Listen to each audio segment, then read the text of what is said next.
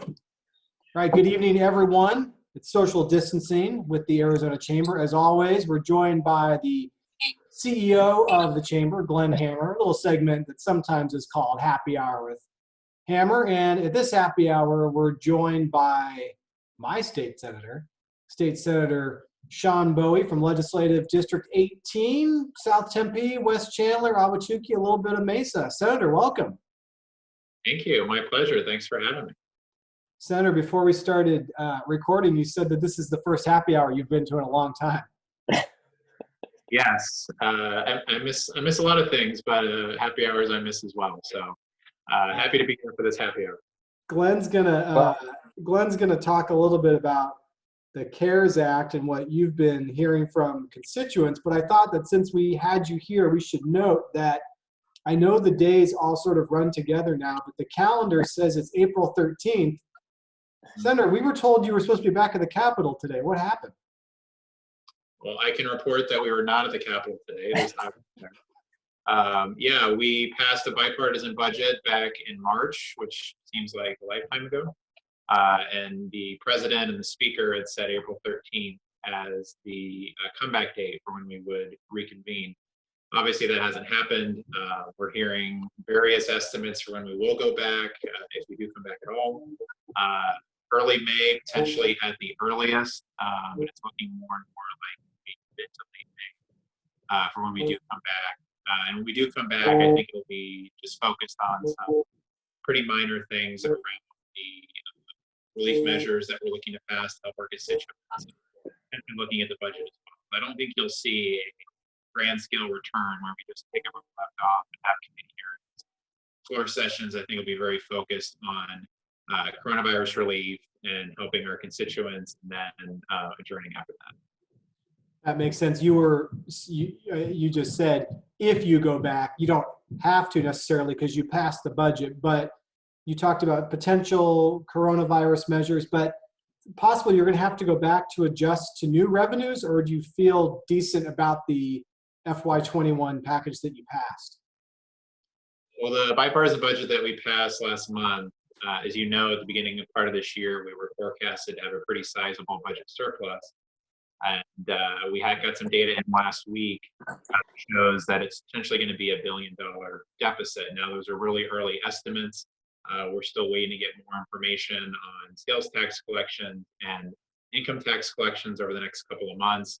But there's a possibility that we might have to go back to the budget that we just passed and tinker with it a little bit.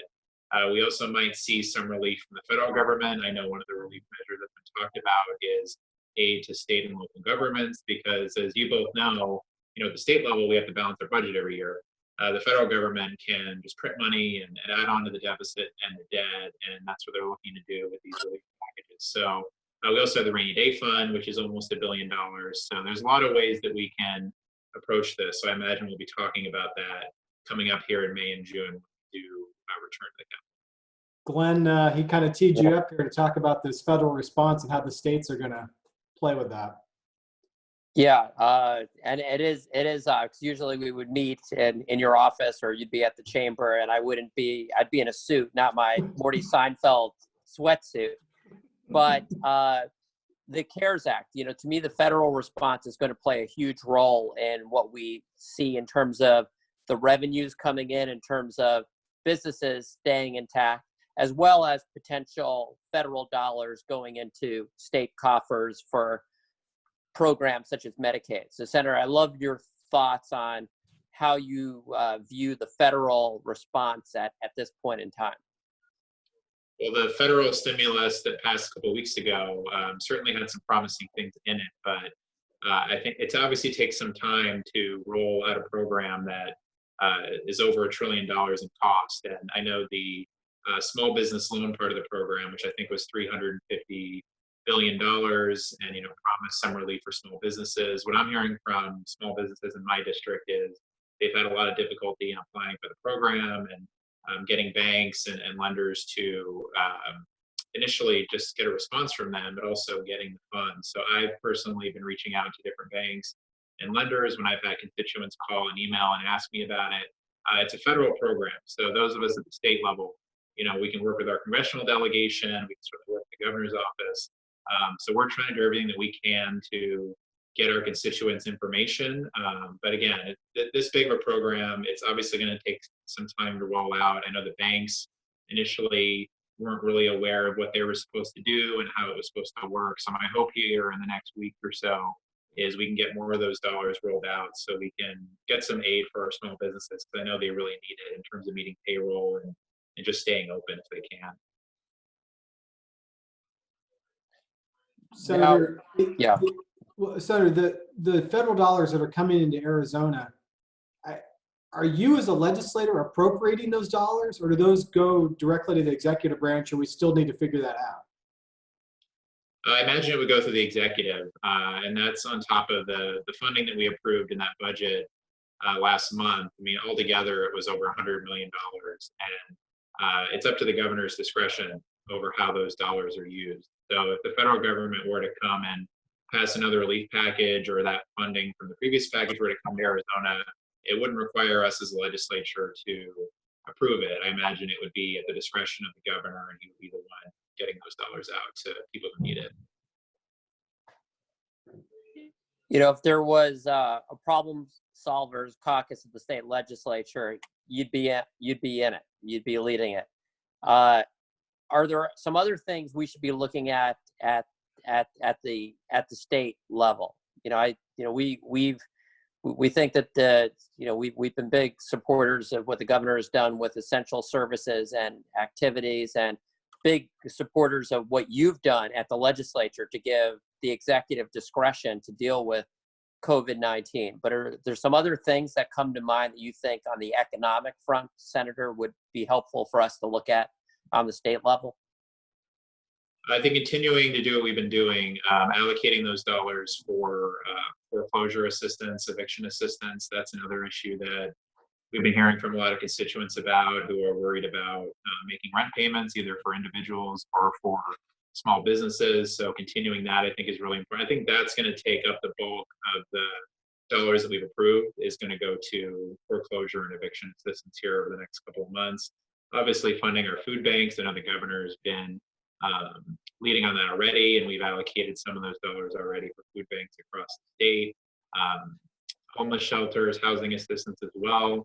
And I think there's also some regulatory things that we can do. I know the governor's been pretty proactive about this, but I know one issue that I've raised in the last couple of days has been around TPT payments that businesses are required to remit to the state. And the Department of Revenue, for example, is still issuing late fees and interest charges on those payments for businesses that can't even operate. Say if you're a restaurant and you have to close, and maybe having some kind of relief for that. That's something that a couple of other states have already done, in offering payment programs or some kind of deferral program. So little things like that. We get ideas from constituents about how we can help, and we certainly raise those with the governor's office and seek to be helpful in any way that we can to be able to help them during this difficult time. Well, we'll definitely double back on your TPT idea, because I do think that right now the liquidity issue for a lot of the small businesses, we have a lot of, I think the average small business in America or in Arizona has less than a month worth of cash reserves. So anything we could do to strengthen the amount of cash on hand is, to me, very, very important. So I appreciate you bringing up that suggestion. Glenn, this is a little bit, Senator, I know you're a loyal watcher of this show, and we just had a visit last week with our friends at the Flagstaff Chamber. Glenn, this is a little bit reminiscent of that, about liquidity, delaying payments without penalty on TPT remittances, things like, I think, Senator, property taxes for property taxpayers are due on May 1, I believe. So that's...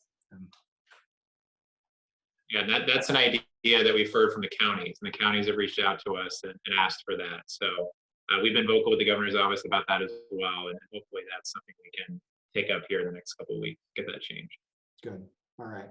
Well, next topic. For those of you out there who get the senator's email, Senator, you sent out a video clip today just talking about various issues going on or not going on at the Capitol, but you're a real advocate for mental health, not only awareness, but funding. And something that Glenn's been talking about is he's not going to the gym, but he can at least get out and enjoy the weather and walk around the neighborhood. So you've talked about this. This is something that you get out of the house and or try to connect with somebody over the phone. Talk a little bit about that. Yeah, I mean, mental health is obviously a really important issue at all times, but I think it's really important now when you have so much isolation and social distancing going on, and people being asked to stay home, and people working from home, and obviously people who live alone and maybe are more alone than they're used to. I think it's really important to continue to reach out to family and to loved ones, and we do obviously recommend staying home as much as possible, but you can obviously go for a walk around the block. I live here in Ahwatukee, and we're blessed to have South Mountain pretty close nearby, so I'm going hiking quite a bit, and I've got a mask on, and I'm staying 6 feet away from the other hikers. So it is possible. It's great weather right now. It hasn't gotten hot yet for some reason. So really great weather outside, and people can go for a hike, go for a walk, and just kind of clear their mind a little bit and get away from just being inside 24/7. Well, no, I think that's great advice. And because of the crisis, we decided to extend the Chamber of Commerce weather a little bit later than usual this year. But no, I think that that's important to stay as active as possible, stay connected. I've been doing more FaceTime than I ever have in my life, to try to eat well, do the best you can to, and there's some positives. I mean, so, in terms of, I'll just say family time, I've been a lot more attentive at home than I've been in many, many years. But I appreciate what you're doing on that front as well. It's very important. My pleasure. Senator, one of the things that you're known for is you visit every school in your legislative district. I'm just curious, what are you hearing from constituents about distance learning and teachers teaching from home and students getting onto apps like the one we're on right now? How's it going? Well, it's definitely an adjustment.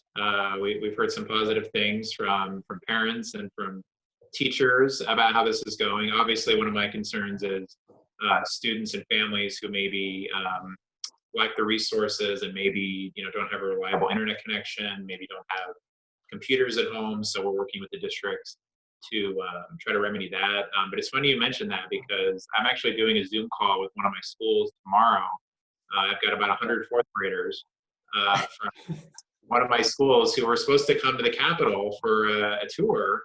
And that's one thing I love doing is I give tours to my schools when they visit the Capitol, and take them onto the Senate floor and spend about an hour with them. And obviously we can't do that right now. So I'm going to be on a Zoom call with 100 fourth graders tomorrow. And we've got a couple more coming up here the next couple of weeks, so I can answer their questions. And while I can't, show them the Capitol, I can at least spend some time with them, and I hope it's educational. Glenn, that's pretty cool. I love it. I think it's really, really creative, and it just is another example of how quickly we're adjusting in a productive fashion. Thank you, Senator, for doing that. Yeah, of course. Well, Senator, we just want to say thank you for joining us this evening. As Glenn said, you're part of the Problem Solvers Caucus. We love having you come into the chamber and brief our group, and appreciate you doing it by video tonight. How can we find you on Twitter? My Twitter handle is just my name, Sean Bowie, SEANBOWIE. Great. Well, everybody knows how to find Glenn Hammer, at Glenn Hammer, 2 N's in Glenn, 1 M in Hammer. We will see you next time. Glenn, make it a good one. Senator, thanks again. My Thank pleasure. you. Stay well. Thank you.